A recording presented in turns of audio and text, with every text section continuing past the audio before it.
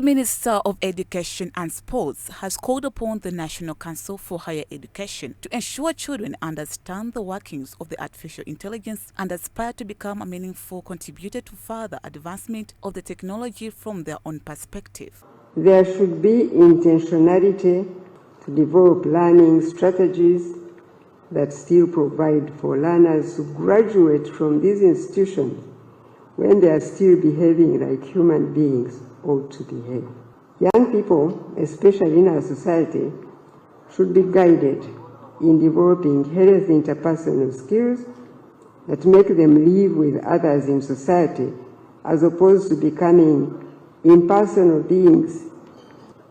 Perhaps higher education should interest itself in finding out whether artificial intelligence influences the extent of addiction. In her speech, she revealed that there is so much change that happens at a very fast rate in the information and technology space, and yet organizations and institutions, including the higher education subsector, find themselves under the pressure to keep up the pace of the change to be seen as not being left behind.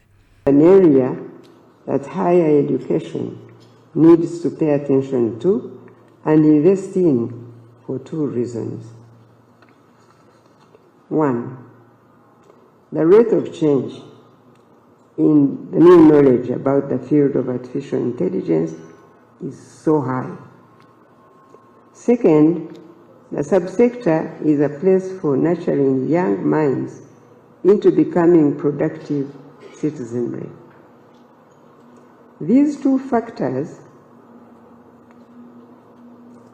necessitate vigilance in ensuring that the rules of engagement with artificial intelligence in higher education protect both the learners and other consumers of the products and services of this subsector. However, on the issue of the phones being used in schools, the minister revealed that there is evidence that the educational digital gadgets have interfered with the learners' ability to learn. And the young people become engrossed in their digital gadgets. They don't listen to people anymore. They don't listen even to teachers sometimes. In the workplaces, products of higher education struggle to interact with colleagues at work to collaboratively solve clients' problems.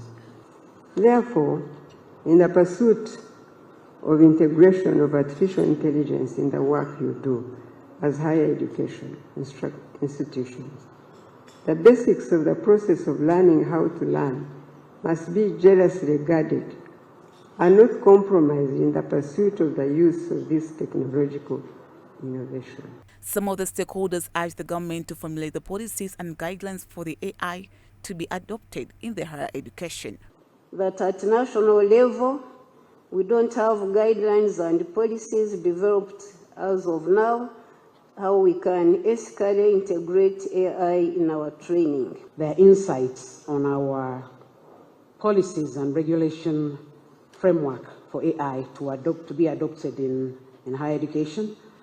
Enjoy this AI agent because it is possible, very, very possible. So you can think of AI as a smart helper who tirelessly will work around the clock, guiding students through different lessons, and then will manage different administrative tasks. For example, us in higher education, that is also some cost driver that we have.